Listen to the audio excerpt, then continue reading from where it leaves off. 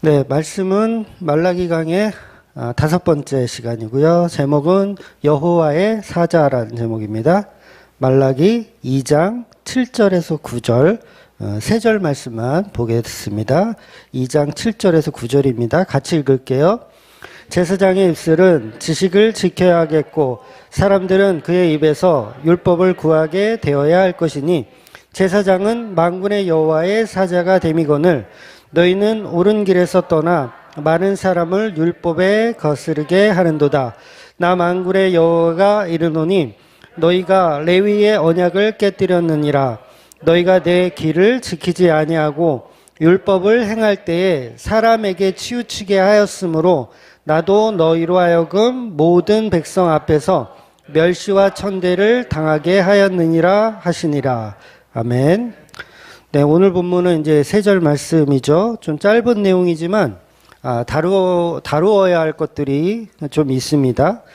먼저는 이제 7절에 보면 제사장의 입술에 지식이 있어야 한다고 표현하고 있어요. 그러니까 복음을 전하는 자의 입술에 진리가 있어야 된다는 말이죠. 그러니까 복음을 전하는 자에게는 진리가 있어야 된다는 말을 하고 있는 거예요.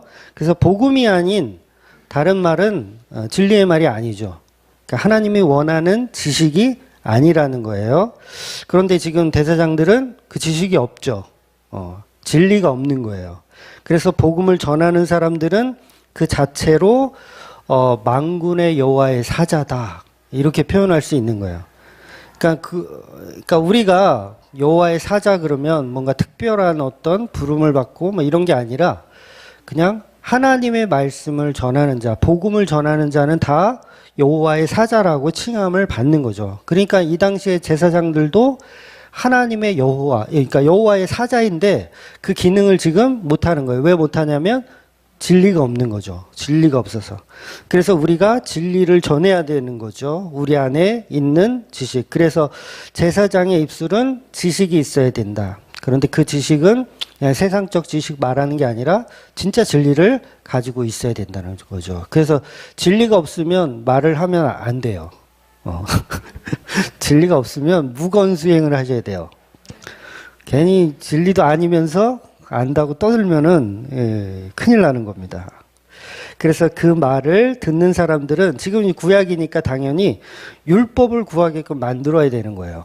그러니까 진리를 전하면 사람들이 율법을 구하게끔 구약이니까 구약에 율법을 구하게 만들어야 되는데 그렇게 못하더라는 거죠. 그래서 말라기 때는 아직 복음이 완성되기 이전이니까 아직 복음은 없죠.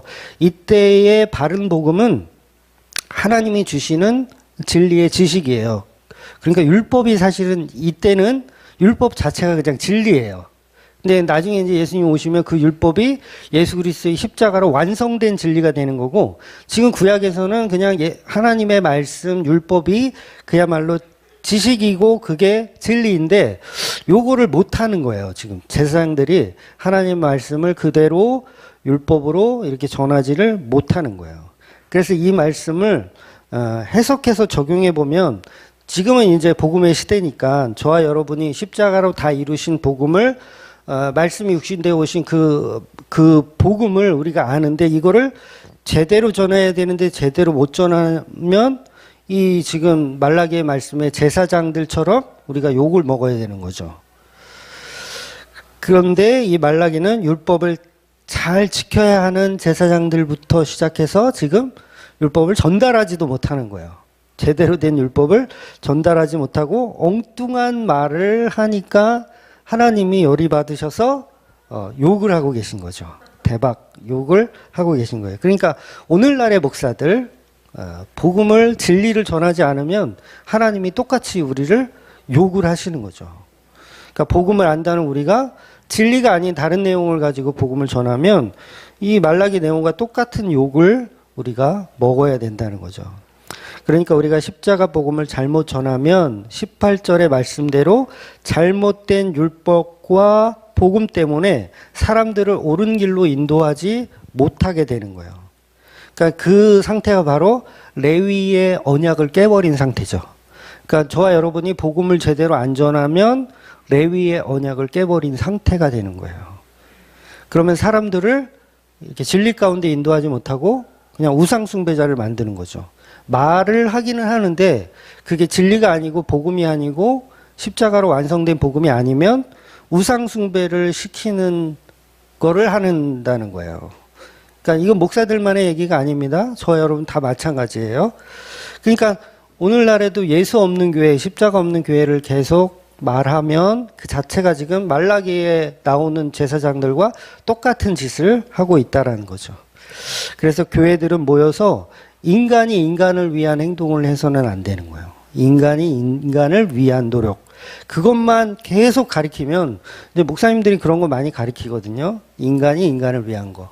서로 모여서 서로를 위해서 기도하세요. 서로의 기도 모임을 나누세요. 이렇게 셀로 묶어줘가지고 서로 이렇게 위로받고 서로 이렇게 행복, 그런 일을 하면 안 된다는 거예요. 그런 일을 하면 안 된다는 거. 그러니까 잘못 가리키면 안 된다는 거죠. 진리를 떠난 신앙생활을 하게끔 만들면 그거는 사실 사기를 치고 있는 거죠. 교회를 이용해서 사기를 치는 거. 그래서 이런 결론을 9절에는 사람에게 치우치는 복음이라고 표현해요. 아주 적나라하게 표현하는 거예요. 사람에게 치우치는 복음. 바로 기독교 안에 들어있는 인본주의적인 의미가 되겠죠. 그리고 넓은 의미로 보면 민주주의 자체가 이거 하나님의 다스린 나라가 아니잖아요. 민주주의 자체가 사람을 위한 나라 만들기예요. 사람을 위한 나라. 사람이 중심된. 그래서 뭐 옛날 사극 보면 민본이라 그러죠. 민본. 인간을 위한 나라를 만들어야 된다. 그래서 그런 것이 하나님의 진리가 아니라 인간들을 위한 거짓된 진리라는 거죠. 근데 교회들이 다 그런 거 하잖아요. 사람을 위한 목회, 사람을 위한 그런 신앙. 그래서 여러분 정치에는 여러분 가급적이면 목 매지 마세요. 정치에 목 매지 마세요. 그러니까 성도가 섬기는 나라는 어느 나라예요? 대한민국입니까? 하나님 나라예요. 하나님 나라. 그럼 일본 사람도 하나님 나라고요. 예수를 믿으면 한국 사람도 하나님 나라예요. 그러니까 야당도 예수를 믿으면 하나님 나라를 사는 거고 여당도 예수를 믿으면 하나님 나라를 사는 거예요. 그러니까 정치에 목맬 필요가 있어요, 없어요? 별로 없는 거예요. 아예 없는 건 아니지만 별로 없어야 돼요.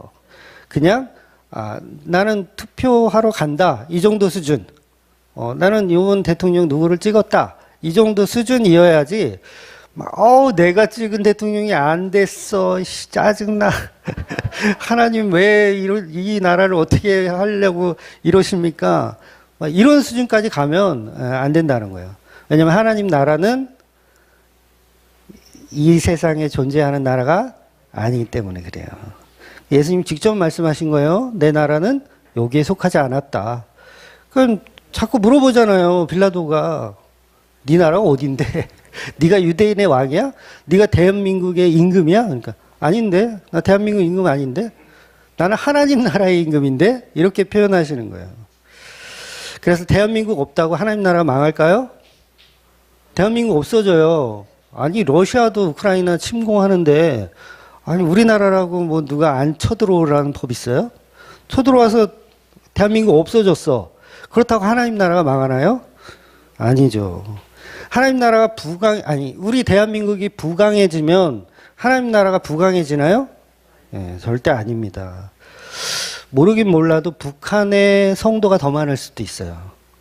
그러니까 대한민국보다 오히려 북한 지하교회에 있는 성도들의 숫자를 세아리면 대한민국의 랄라리 신자들보다 오히려 북한에 더 많은 신자가 있을 수 있어요. 그러니까 나라가 부강하다고 해서 뭐 경제력이 좋고 뭐 군사력이 좋다고 해서 부강한 나라 아니라는 거예요.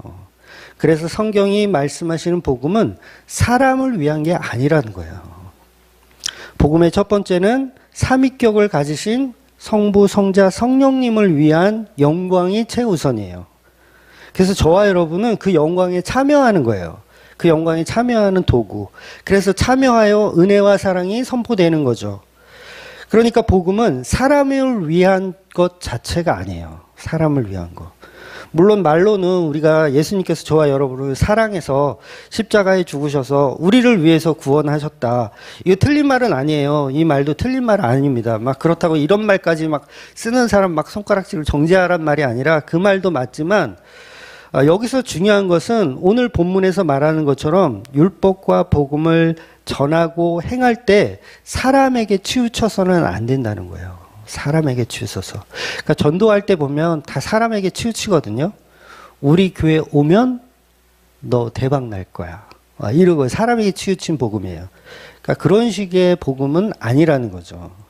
그래서 복음은 예수님이 다 이루신 것이고 우리가 이루어가는 게 아니에요.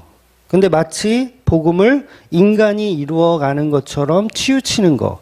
그게 오늘 본문이 말하는 사람에게 치우치는 이야기를 이렇게 복음이라고 속여서 한다는 거예요. 즉 인간들은 구약이나 신약이나 다양한 재물을 가지고 오잖아요. 하나님 앞에 소와 양과 염소, 비둘기를 가지고 오는데 그런데 사람에게 치우치면 어떻게 되는 줄 아세요? 사람에게 치우치면 뱀을 가지고 와요. 제사로 양이나 소나 염소를 가지고 와야 되는데 뱀을 가지고 와. 너는 왜 뱀 가져왔어? 그러면 난 땅꾼이라서 그래. 그래 땅꾼이라면 뱀을 가져오는 거 허용. 이게 뭐야? 사람에게 치우친 거야. 얘는 땅꾼이니까 당연히 뱀으로 드리는 게 맞지. 그래 그러면 교리 바꿔. 이제 그런 식으로 하는 게 사람에게 치우치는 거. 그러니까 땅꾼이 제사 드리려고 뱀을 독사를 몇 마리 잡아가지고 제단에 드린다고 왔어. 그런데 이 제사장이 어이구 이 뱀이 실하네.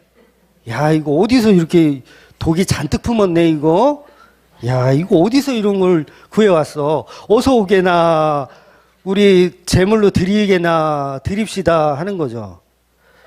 그러니까 그런 식으로 이제 성경에 없는 예를 들면 뭐 고양이를 잡아가지고 고양이로 제사를 드린다고 하는 거예요. 그러면 이 사람은 보니까 고양이 집사래. 집에 고양이가 한 30마리 있대. 그럼 어서 오시게나 우리 고양이로 우리 제사를 드려보세. 그러니까 이런 게 현대인들도 마찬가지라는 거예요. 예수님의 보혈의 피가 아닌 다른 제물. 여기서 말하는 다른 제물은 우리가 원하는 제물이에요. 나는 땅꾼이니까 당연히 뱀으로 드리는 게 뭐가 나빠 하는 거. 그럼 목사들은 어서 오시게. 뱀도 환영하네. 고양이도 환영하네.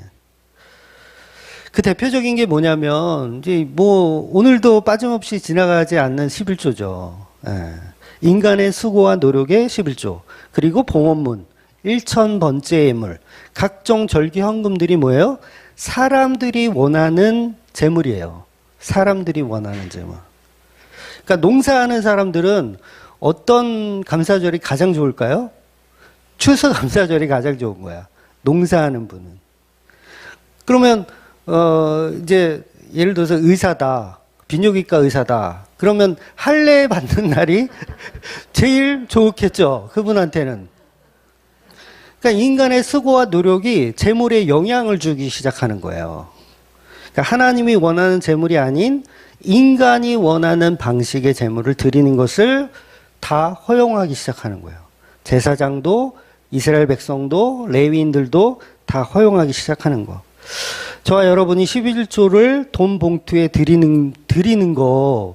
그러니까 11조 드려보셨지만, 여러분도 들어보셨을 테지만, 11조에 이렇게 돈을 이렇게 넣으면서, 이건 예수님의 살이고, 예수님의 피입니다.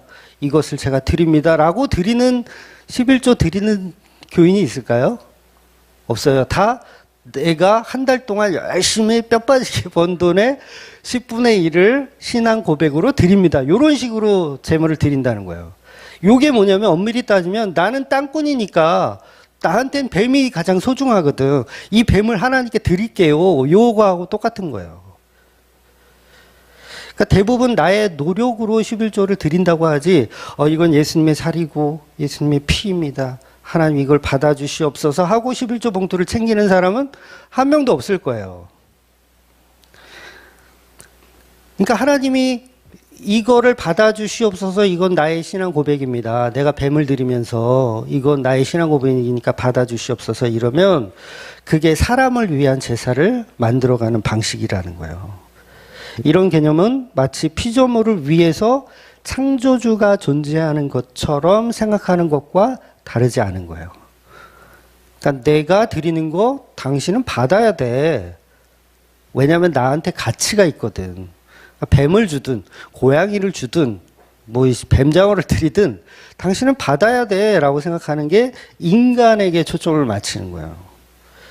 이런 모든 제사와 예배가 결국 인본주의를 가르치는 겁니다. 인본주의.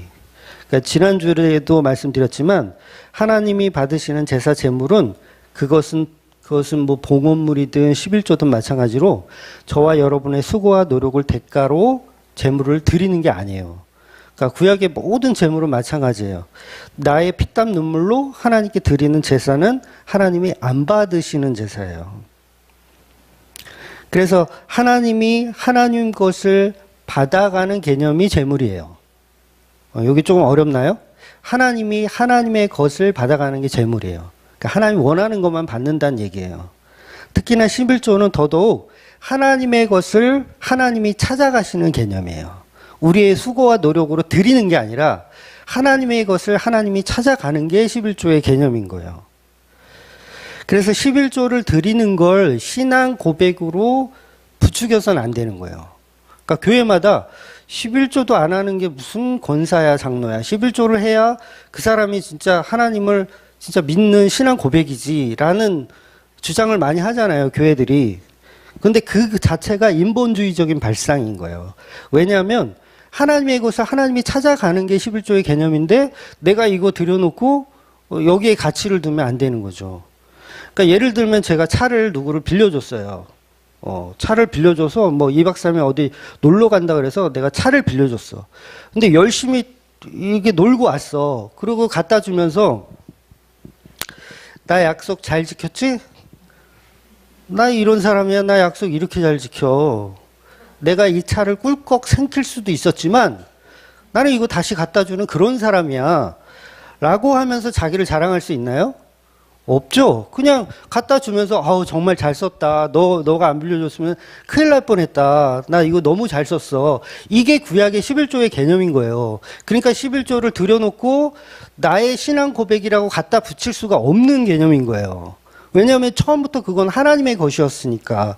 그런데 지금의 한국교회의 11조의 개념은 전부 자기의 신앙 고백으로 착각하고 있잖아요. 이거는 앞뒤도 안 맞는 거예요. 앞뒤도 안 맞고 뒤와 앞도 안 맞고 자기 것도 아닌데 자기 것을 빌려 쓴 거를 돌려주는 개념인데 그걸 신앙 고백이라는 논리를 적용하면 그거는 구약조차도 잘 모르는 거죠. 구약의 내용도 잘 모르고 그냥 하는 소린 거죠.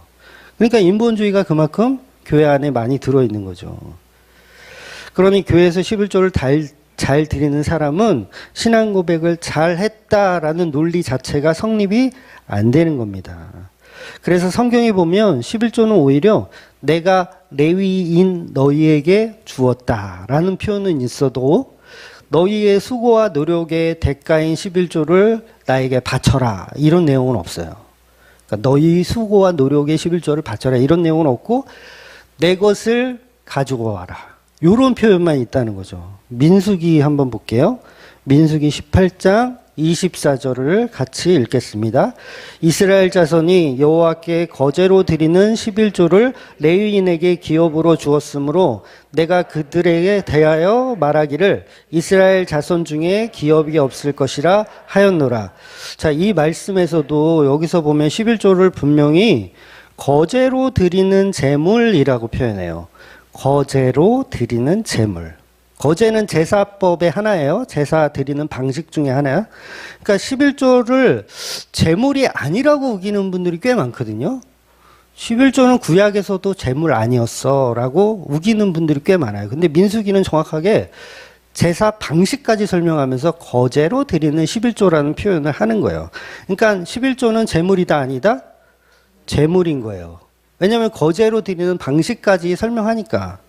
그래서 제물이기 때문에 그냥 놓고 가는 개념이 아니에요. 11조를 갖고 왔다 그러면 창고에 그냥 거기다 싸놔 이런 게 아니라 하나님께 먼저 드리고 하나님께 드리고 나서 이거는 화제로 드리는 게 아니니까 태워서 없애는 건 아니에요. 11조는 거제로 하나님께 드린 다음에 그 다음에 창고에 드리는 거예요. 그러니까 분명히 제물이었고 그 다음에 사람들의 먹고 마시는 화목 제물로 또 쓰여지는 거예요. 화목이라는 건 화평을 이야기하는 거거든요. 그러니까 드려지고 나누어지고 이런 개념이 11조의 개념인 거예요. 그러니까 드려지는 개념을 빼버리면 그냥 창고에 놓고 가 이게 돼버리잖아요. 그건 그냥 세금이죠. 세금. 세금은 제물이 아니기 때문에 뭐 그거는 관행이다. 그러면 해야 된다. 그렇지만 이건 제사의 제물이기 때문에 반드시 하나님께 드리는 개념이 11조라는 거죠. 그래서 11조는 제물이 아니고 도덕법일 뿐이라고 우기는 그 말은 거짓말이에요. 그러니까 제물 아니고 그냥 도덕법이야. 우리끼리 그냥 이렇게 창고에 쌓아두고 가난한 사람 나눠주는 거야. 요거는 거짓말인 거예요. 11조는 엄연히 하나님께 거제로 드리는 제물이라는 거죠. 그래서 11조는 제물이면서 도덕법에 포함이 되는 개념도 있지만 제물은 제물인 거예요. 예. 도덕법만 이야기하면 그건 거짓말입니다. 그래서 지난주에도 말씀드렸지만 율법 자체는 뭐는 지켜도 되고 뭐는 안 지켜도 되는 게 아니에요. 지키려면 다 지키고 안 지키려면 다 안 지켜야 되는 거예요. 그래서 100가지를 지키다가 한 가지를 못하면 다 못한 게 돼버리는 게 바로 율법이에요. 그러니까 도덕법 아무리 지켜도 제사법 하나 어겼다. 그러면 다 어긴 거고요. 제사법을 다 지켰다. 그래도 도덕법을 하나 어기면 제사법까지 다 못 지키게 되는 개념인 거예요. 이렇게 율법은 하나의 통일성을 갖고 있어요. 왜냐하면 그걸 단번에 이루실 분이 예수 그리스도니까. 그래서 율법을 단번에 이루었다는 표현이 성경에 많이 나오죠. 단번에 이루는 거예요. 왜? 율법은 하나이기 때문에 그래요. 그래서 제사법 따로 도덕법 따로 이건 지키고 이건 안 지켜도 되고 이런 거는 그냥 사람들의 생각일 뿐이라는 거죠. 그래서 이제 11조를 율법 아니고 제사법 아니고 그냥 교회의 전통이다 이렇게 우기시는 분들이 있는데 11조는 구약에서부터 내려온 교회의 전통이라는 건 거짓말입니다. 제사와 상관이 없다 이렇게 얘기하는 것도 거짓말이에요. 지금 현재는 11조를 돈으로 하는 건 맞다고 우기시는 분도 너무 많은데 엄연히 구약에서는 11조는 구제용 헌물만 쓰여지는 게 아니라 하나님께 드리는 거제로 드렸던 제사라는 거 꼭 이 민수기가 그걸 말하고 있는 겁니다. 그래서 또한 이 민수기는 레위인들에게 하나님이 주는 11조라고 표현하죠. 즉 하나님이 백성들에게 거둘 때도 너희의 수고와 그걸로 걷는 게 아니라 그랬어요. 내 것을 가져와라. 요게 11조의 개념인 거예요. 10개 중에 하나는 내 거다. 가져와라. 이런 표현을 한다는 거죠. 그리고 그걸 레위인에게 주었다라고 민수기가 표현하는 거예요. 그러니까 11조는 하나님이 인간에게 주는 거네요. 그렇죠? 레위인이 상징적인 건 성도를 이야기하는 거거든요. 레위인은 교회다. 교회가 11조를 하나님이 교회에게 주는 개념을 설명하잖아요. 레위인 너희에게 내가 주는 11조다. 그럼 보세요. 11조를 우리가 하나님께 바치는 거예요? 하나님이 우리에게 11조를 주는 거예요? 하나님이 우리에게 11조를 주는 개념인 거예요. 그러니까 11조는 오히려 하나님이 언약의 백성에게 주는 은혜예요. 11조는. 그래서 그 은혜를 받은 사람들이 레위인과 제사장과 고아와 가부가 그 11조를 먹고 마시는 거예요. 먹고 마시는 거. 그래서 11조는 우리가 하나님께 바치는 게 아니라 하나님이 하나님의 것을 취하여 고아와 가부인 저와 여러분에게 베풀어 주시는 은혜를 설명하는 거예요. 그렇다면 성경 전체에서 하나님이 하나님의 것을 취해서, 취한다는 말은 제물로 드린다고 생각해 보세요. 하나님이 하나님의 것을 취해서 각을 떠 팔다리를 잘라서 피를 빼고 내장을 빼고 해서 하나님이 취하여서 그걸 하나님이 받으시고 취하여 받으시고 그 다음에 백성들에게 나눠주는 거, 요게 11조고 이게 이 개념이 제사의 개념이잖아요. 화목제의 개념. 그럼 성경 전체에서 그 일을 이루신 분이 바로 예수 그리스도라는 거죠. 그러면 따지고 보면 하나님이 우리에게 주신 11조는 예수 그리스도가 맞는 거죠. 그 제물이 바로 하나님의 어린 양. 하나님의 것을 하나님이 취하여 팔다리를 잘라서 각을 떠서 화목제물로 드려서 우리에게 뭘 줘요? 살과 피를 주잖아요. 어린 양을 잡아서 제사를 드리고 남은 거를 화목제물로 우리가 먹고 마시는 거. 그래서 11조의 성격도 그렇고 화목제물의 성격도 그렇고 둘 다 드려지고 나눠 먹고 드려지고 나눠 먹고. 그러니까 신약에서는 그 예수님이라는 제물이 하나님의 것이잖아요. 예수님은 하나님의 것이잖아요. 하나님의 것을 취하여 11조라는 화목 제물로 드려져서 저와 여러분에게 살과 피를 제공해 주시는 예수님. 그래서 그거를 누가 먹어요? 고아, 과부, 나그네가 먹는 거예요. 성경에서 고아, 과부, 나그네는 누구예요? 아버지가 필요한 존재들. 성도를 얘기하는 거예요. 아버지가 필요한 존재들이 먹고 마실 수 있는 게 바로 11조의 개념이라는 거예요. 그러니까 11조는 예수님의 예표입니다. 예수님의 예표예요. 지금도 열심히 지켜서 나의 신앙 고백을 하라는 게 목적이 아니라 그럼 그건 사람들을 위한 복음이에요. 목사들을 위한 복음인가요?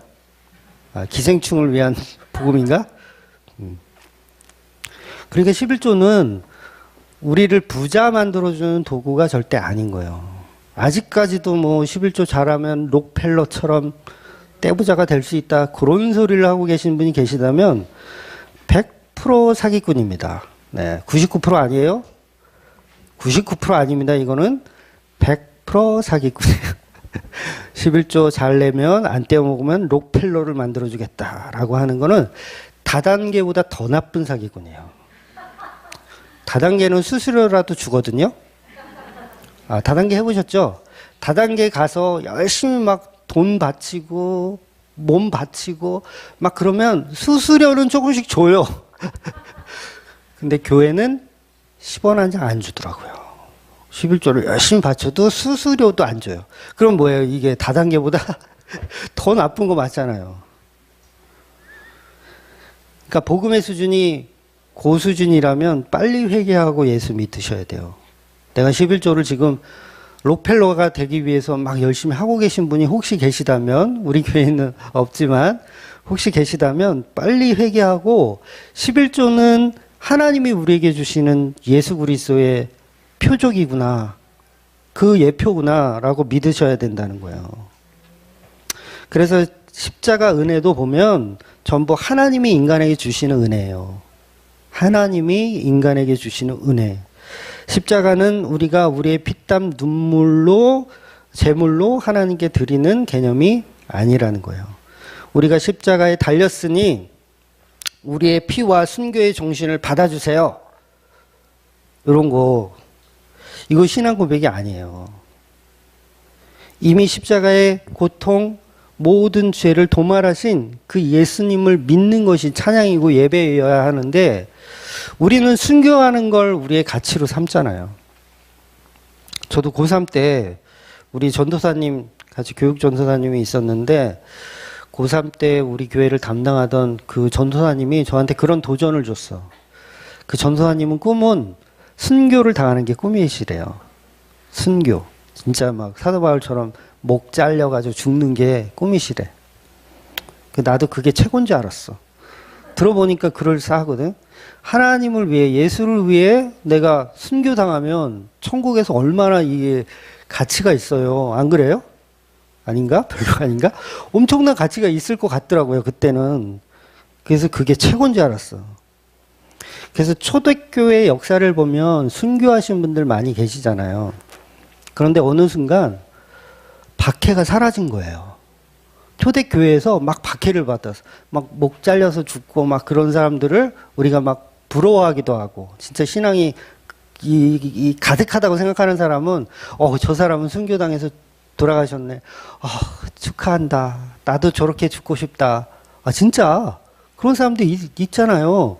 아닌가? 이 믿음들이 이렇게 없어서야 이게 설교할 맛이 안 나네. 그런데 갑자기 박해가 끝나버렸어. 이제 순교할 길이 있어요, 없어요? 없어요. 그럼 어떻게 해야 돼요? 이제 자해를 하기 시작하는 거예요. 금욕을 하고요. 고행을 해요. 그래서 수도원을 만들어 놓고 거기서 막 학대를 하는 거예요. 자기 몸을. 그럼 뭐예요? 아, 이게 순교의 버금가는 어떤 거가 되잖아요. 막 밥도 안 먹어. 막 금식해. 막 어떤 종교에서는 팔을 막 30년 동안 들고 이렇게 다녔다는 사람도 있대요. 30년인지 50년인지 팔을 이렇게 안 내리고. 이게 뭐예요? 이게 고행하는 거잖아요. 고행. 나를 자해를 해서 요거를 하나님께 영광을 돌린다라는 그 마인드. 그러니까 진짜 기독교에서도요, 수도원을 만들어 놓고 거기서 막 금욕적인 생활을 했어요. 그걸 뭐라 그래요? 그 영지주의라고 그러는 거예요. 그걸. 금욕주의적 영지주의자들. 근데 이게 그 사람들의만의 이야기가 아닙니다. 오늘날에 우리도 똑같은 금욕적인 일을 해요. 그러니까 마치 순교당하면 아름다운 죽음을 하는 거라고 착각해서 우리도 그런 행동을 하는데 그걸 이제 요즘으로 따지면 이런 거예요. 당장 아이 학원비 보낼 돈이 없어. 당장 집에 쌀이 떨어졌어. 당장 내일 끼니를 걱정해야 돼. 근데 나는 신앙 고백을 하나 해야 되니까 11조를 없는 돈에서 긁어가지고 11조를 하나님께 드려. 그리고 나는 한 달 동안 굶어. 한 달 동안 굶고 우리 애들 학원 다 끊어. 하나님께 드리는 11조가 먼저지 너희들을 먹여 살 돈이 어디 있어. 그건 신앙 고백 아니야. 너희들도 참아. 우리는 고행해야 돼. 우리는 가난을 즐겨야 돼. 이걸 다른 말로 하면 금욕주의적 영지주의라고 하는 거예요. 그걸. 그러니까 현대판 금욕주의자들. 마치 그렇게 하면, 그렇게 살면 11조 안 하고 내가 신앙을 지키고 헌금을 하나님께 드리면 나는 괜찮은 신앙인이라고 칭찬받을 것 같은 그 생각. 마치 내가 순교해서 죽으면 하나님이 나를 칭찬해 주실 거라는 그 생각. 아니요, 이미 예수님이 십자가로 다 이루셨어요. 우리는 더 이상 순교할 필요도 없고요. 물론 그 상황이 되면 순교는 자연스럽게 하는 거지만 순교를 위한 신앙을 가질 필요는 없다라는 거죠. 그러니까 십자가는 이미 예수님께서 지셨습니다. 예수님이 다 완성하신 복음이에요. 11조는 예수님이 하나님께 바쳐져서 제물로 죽으시고 그 살과 피를 저와 여러분에게 나누어 먹게 하셨어요. 이미 11조는 드려졌어요. 11조는 이미 드려졌어요. 뭘 자꾸 또 드리려고 하세요. 이미 드려졌어요. 예수님의 십자가로 이미 드려진 거예요. 그러니까 내가 또 다른 11조를 드리면서 신앙 고백한다? 죄송하지만 그거는 사기꾼한테 지금 당하고 계신 거라는 말밖에 드릴 수가 없어요. 이게 말라기를 하다 보니까 이게 점점 세지네. 이 점점 세지네. 이러면 안 되는데. 다행히 안티들은 없더라고요, 요새. 막 이 설교를 초기에 했으면은 막 안티들이 달라붙어가지고 막 난리도 아니었을 텐데. 다들 저기 구독을 취소했어. 네, 그래서 다 나가셨는지 요새는 별로 공격이 없어요. 그래서 저와 여러분에게 이미 11조는 화목제물로 우리에게 주셨다는 거죠. 그러니까 우리가 우리의 11조를 교회에 바치는 게 아니라 그 신앙 고백의 가치를 우리가 훌륭하다고 생각하는 게 아니라 이미 드려진 11조를 믿어야 된다는 거죠. 믿어야 되는 거예요. 그러니까 나는 돈보다 하나님 더 사랑해서 11조 드리는 거예요. 아유, 그런 억지를 써서는 안 된다는 거죠. 하나님을 사랑하면 예수를 믿어야 되는 거예요. 예수가 하나님의 사랑의 본질이니까. 근데 무슨 돈보다 하나님을 사랑한다는 그 자기가 만들어 놓은 고백으로 내 신앙을 테스트하냐고요. 예수님이 안 될 거라고 하는데 너 모든 재산을 다 팔아서 나를 따라와. 그랬을 때 오케이 할 수 있는 인간은 없다는 거죠. 물론 드릴 수도 있어요. 그러나 분명히 고민할 거예요. 아, 이래도 되나? 그래서 우리는 불가능하다는 거예요. 그래서 자기의 노력을 제물 삼아 드리는 그런 제사는 그냥 가인의 후손일 뿐이라는 거죠. 그래서 우리의 예배의 가치로 삼을 수 있는 우리의 신앙 고백은 예수님의 십자가로 다 이루신 밖에 없어요. 근데 십자가 없는 신앙 고백을 우리는 할 수가 없는 거죠. 내가 드린 11조로 나는 신앙을 고백합니다. 이것도 틀린 거고요. 내가 드린 주일 성수로 나의 신앙을 고백합니다. 이것도 틀린 거예요. 우리가 드릴 신앙 고백은 오직 십자가를 믿습니다. 예수님이 다 이루심을 믿습니다. 나는 아무것도 아닙니다. 요게 바른 제사고 바른 예배라는 거예요. 그래서 예수님의 몸된 교회에 그냥 감사함으로 연보하는 수준이어야 하지 그 이상이 되어서는 안 된다는 거죠. 그래서 복음 알면 우린 자꾸 내 가치를 챙겨요. 그러니까 종교에 빠져도 그렇고요. 자꾸 내 가치를 챙겨. 근데 우리의 가치가 이미 없다는 거죠. 신앙이 내 겁니까? 여러분이 신앙 이렇게 딱 보면 누구누구는 신앙이 참 깊어. 참 저 권사님은 존경할 만해. 신앙이 너무 깊어. 했을 때 그게 그 권사님이 가진 그 권사님 안에서 나오는 거예요? 아니면 성령님이 주신 은혜예요? 성령님이 주신 은혜예요. 그러니까 신앙 고백이 없어요, 우리는. 무슨 신앙 고백을 해요, 우리가. 은혜는 우리가 하나님께 드리는 것이 아니고 은혜는 예수님이 다 이루셔서 우리에게 베풀어 주시는 겁니다. 그래서 하나님은 예배 때마다 내 아들 예수의 피에 의지해서 예배하라고 말씀하시는 거예요. 그 은혜로 너는 지금 나를 예배하고 있니? 라고 질문하는 거죠. 혹시 너는 너의 좋은 재물로 예배드리고 있니? 그럼 그건 아닌 건데, 그건 틀린 건데. 그래서 우리가 흔히 자기 신앙 고백을 막 가치 있게 생각해서는 안 된다는 거예요. 나는 코로나에도 한 번도 안 빠졌다. 난 이렇게 신앙이 대단해. 그 전도사님이 그러더라고요. 자기네 교회는 한 번도 저거를 안 했대요. 그러니까 코로나에 이제 뭐 비대면인가 뭐 그런 예배를 안 했대요. 그거를 굉장히 가치 있게 생각을 하더라고요. 근데 그 자체가 바른 신앙 고백이 아니라는 거예요. 그런 신앙 고백은 없어요. 나는 한 번도 주일 성수 안 지켰고 11조 안 떼먹고 제발 그러면 주일 성수 한번 떼먹으세요. 그런 분 계시면 우리 교회는 다 했지.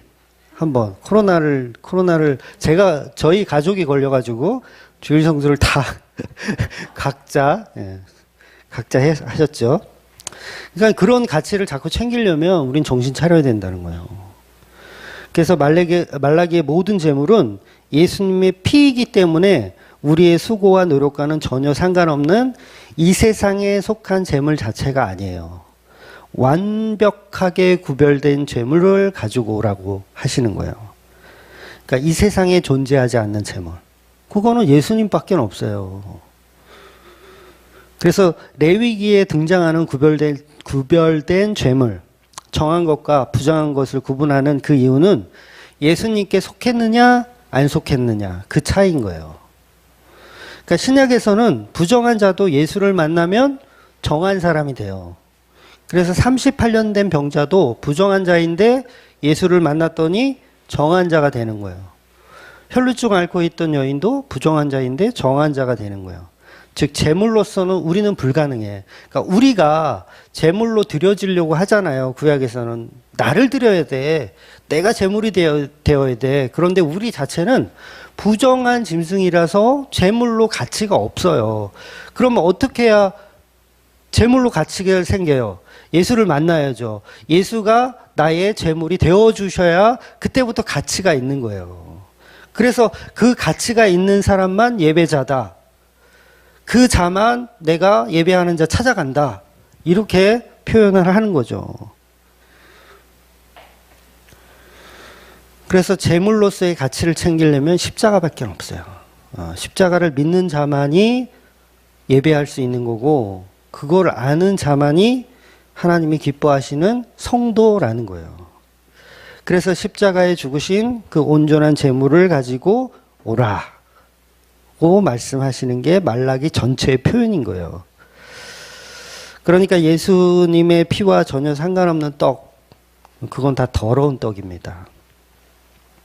내가 하나님께 떡 제물로 드리는데 그 떡은 내가 한 달 동안 고생해서 만든 거지. 고생해서 구워왔지. 11조를 월급 봉투에 딱 받아가지고 딱 챙겨. 이게 좀 뿌듯하지 않았었나요? 옛날에는 이제 현금으로 주잖아요. 요새는 통장으로 꽂히지만 옛날에 현금으로 받을 때 그걸 탁 세가지고 뿌듯하게 이렇게 봉투에 딱 넣어가지고 어머, 근데 그게 예수님의 보혈과 무관한 제물이었네? 더러운 떡이었네? 더구나 내가 하나님께 복을 받기 위해서 했다면 그건 정말 더더욱 더러운 떡이었네?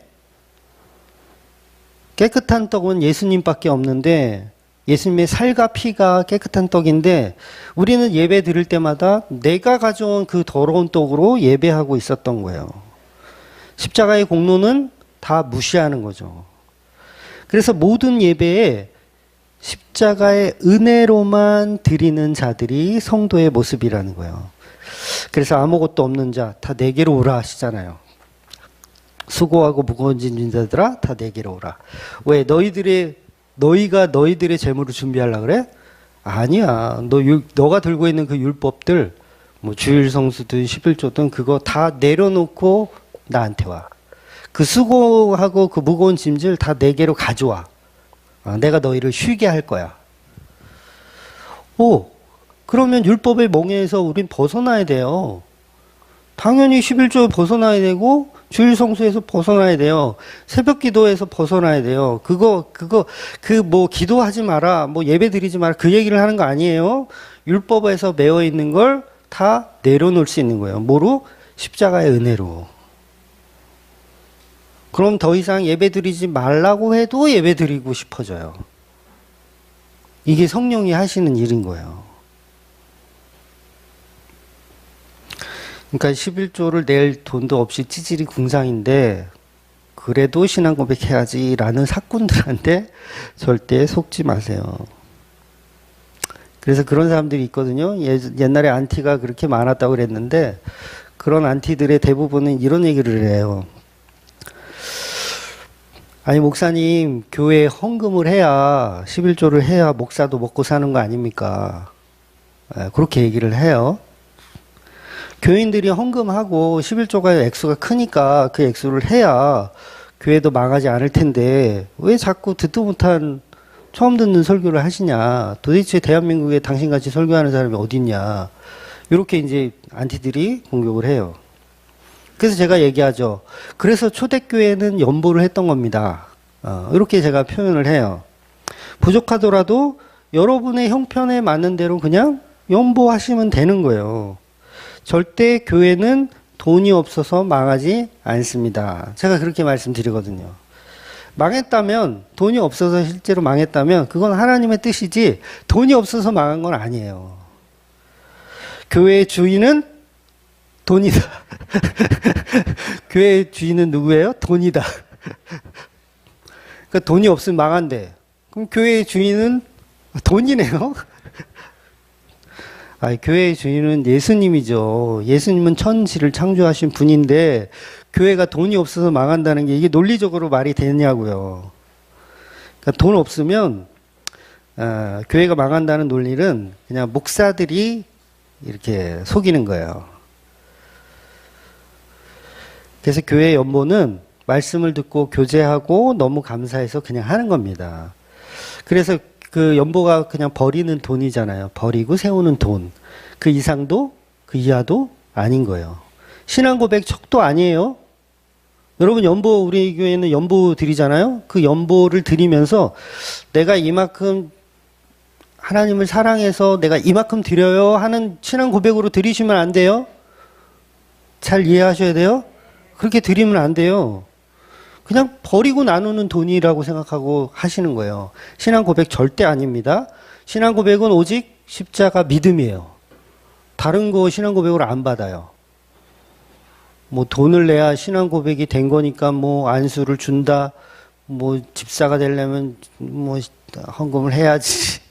신앙 고백도 안 하는 걸 내가 어떻게 믿고 너희들을 주냐? 막 이런 이상한 목사들 얘기가 믿으시면 안 됩니다. 신앙 고백 척도가 돈이 절대로 아닙니다. 교회에 돈이 없으면 어떡하지? 우리 권사님들 막 걱정하시잖아요. 교회에 돈이 없으면 어떡하지? 우리 재직회 할 때도 막 피 터지게 막 목사님 월급을 가지고 막 근데 돈 걱정하지 마세요. 교회의 돈 걱정은 저희 마누라만 하는 걸로. 그러니까 권사님들이 왜 그걸 뭘 걱정을 하세요? 우리 마누라만 걱정하는 걸로. 그러니까 제가 우리 마누라를 설교하면서 많이 좀 디스를 좀 하잖아요. 지난번에도 한 것 같은데 칭찬 한 가지 할게요. 그래서 칭찬 한 가지 하자면 8년 넘게 교회에 목회를 하면서 교회 헌금 들어오는 거 가지고 한 번도 걱정하는 말을 한 적이 없어요. 그러니까 이번 주는 20만 원밖에 안 들어왔네. 어떡하지? 생활비 될까? 이런 말을 한 번도 해본 적이 없어. 그리고 많이 들어왔다 그래서 되게 많이 들어왔다. 무슨 일이래? 이런 것도 한 번도 표현을 한 적이 없어요. 그러니까 정말 감사한 거죠. 그러니까 여러분도 마찬가지예요. 걱정 끊으세요. 걱정 끊으세요. 걱정할 필요가 없어요. 저와 여러분은 제대로 된 십자가 은혜로 어떻게 예배자가 되었는지를 걱정하세요. 그 은혜를 걱정해야지 다른 거 걱정할 필요가 없어요. 그러니 우리가 그동안 얼마나 많은 더러운 떡을 가지고 왔는지에 대한 걱정과 그거에 대한 회개를 해야 되는 거죠. 그러니까 나는 돈보다 하나님 더 사랑해요. 저 믿음 좋죠. 막 이런 거는 제가 잘 쓰는 개수작이라는 거예요. 그러니까 하나님이 그래? 가져와. 너의 신앙 고백 내가 받아줄게. 이러는 분이 아니에요. 너는 내가 너에게 준 살과 너에게 준 피가 어디 있느냐? 그거 가져와라. 근데 저는 돈을 가져왔잖아요. 하나님. 돈이면 다 되는 거 아니에요? 야, 너네 목사나 좋아하지 나는 안 좋아해. 예수님이 십자가로 이루신 그 생명의 떡이 아니면 다 더러운 떡이라는 거예요. 그래서 예수님의 십자가 제물, 그 어린 양 예수 이야기가 아니라면 오늘 본문의 말라기를 해석할 수 있는 방법이 없어요. 그러니까 말라기 전체를 해석할 수 있는 방법, 예수 그리스도의 보혈 없이 이 말라기를 강해한다든가 말라기를 설교하면 100% 사꾼입니다. 99% 아니에요? 100% 사꾼이에요. 말라기 강해를 하는데 예수님의 십자가 이야기가 없다. 그러면 100% 사꾼입니다. 그래서 구약에서는 아무도 이 말씀을 해석해내지 못하는 거예요. 구약에서는 해석해내지 못해요. 말라기 말이 도대체 무슨 말인지. 그러면 좋은 재물을 드려야 되나 보다. 그 정도 수준만 이해하는 거예요. 그런데 복음이 성령님이 임하시면 이 말라기를 뭘로 풀 수 있냐면 십자가로 풀 수 있는 거예요. 11조의 본질은 예수님이었구나. 이렇게 풀어줘야 돼요. 근데 그렇게 풀어지는 분들이 한국교회에 몇 없더라고요. 정말 슬픈 일이에요. 희한하죠? 말라기를 예수님의 십자가를 빼놓고 해석하는 목사들이 그렇게 많고 십자가로 연결하는 목사들이 없어요. 저는 이게 놀랍더라고요. 그러니까 제가 처음 교회 개척할 때 얘기 자주 드렸었잖아요. 저는 이제 이 복음에 대한 확신은 있지만 이런 색깔을 가진 목사님들을 찾기가 어려웠어요. 그러니까 단적인 예로 11조가 없는 교회를 좀 찾아보려고 했었어요. 그러니까 개척할 당시에 11조가 없는 교회가 있지 않을까. 11조는 없고 그냥 연보로 드리는 교회가 혹시라도 있지 않을까. 정말 많이 수소문 해봤는데 한 군데도 못 찾았어요. 그래서 이건 하나님이 개척을 하라는 뜻인가? 그래서 이제 그냥 개척을 하게 됐는데, 그래서 모든 교회는 예수님의 십자가 은혜로 해석되지 않으면 해석이 안 되는 거예요. 그런데 그게 굉장히 극소수라는 거죠. 그래서 예수님이 온전한 11조로 드려졌기 때문에 성령이 오시면 그게 믿어져요. 말라기 말씀이 예수님 말씀이라는 게 성령이 오시면 믿어지게 되어 있어요. 그래서 그때부터는 초대교회들도 마찬가지예요. 더 이상 유월절을 안 지켜요. 초대교회들이 성령이 임하고 나니까 더 이상 유월절을 안 지켜. 더 이상 할례를 받아야 된다고 주장하지도 않아요. 당연히 11조를 냈다라는 어떤 역사서에도 초대교회가 11조를 바쳤다는 얘기가 없어요. 왜 그래요? 성령이 오셨기 때문에 그래요. 아, 모든 것이 예수 그리스도의 십자가 은혜로 완성되는 제물이구나. 할렐루야. 요게 초대교회의 모습이었다는 거예요. 그러면 한국교회의 이단이 얼마나 많은 거예요. 아직도 유월절을 지켜야 된다는 하나님의 교회가 있질 않나. 아직도 토요일에 안식일을 지켜야 한다는 안식일 교회가 있지 않나. 아직도 11조를 바쳐야 한다는 11조 바치는 교회가 있질 않나. 도대체 11조 있는 교회와 없는 교회 누가 이단일까요? 저는 이거 공개 토론 한번 해보고 싶어요. 네, 제 생각일 뿐이지만 하도 공격을 많이 받을 때는 아 진짜 공개 토론 한번 해보고 싶다. 그런 생각까지 들더라고요. 웬 자신감? 그러니까 성령이 임하지 않으면 못 들리고 안 들리고 귀가 열리지 않는 거예요. 공개 토론 할 필요도 없어요. 어차피 공개 토론 해서 이 성경을 가지고 설명해봐야 이 귀가 안 들리는 사람들은요, 안 들려요. 예. 도대체 하나님이 말씀하시는 더러운 떡이 뭔 줄 몰라요. 더러운 떡이 우리가 가진 떡이 더러운 떡인데 그걸 몰라요. 하나님이 주시는 11조, 하나님이 주시는 떡, 예수 그리스도의 생명, 십자가, 은혜, 그걸 우리에게 주시고자 하는데 우리는 계속 우리가 가진 떡으로 제사 드리기 원하는 거예요. 아무리 봐도 아벨의 어린 양은 쓸모가 없는 쓰레기거든요.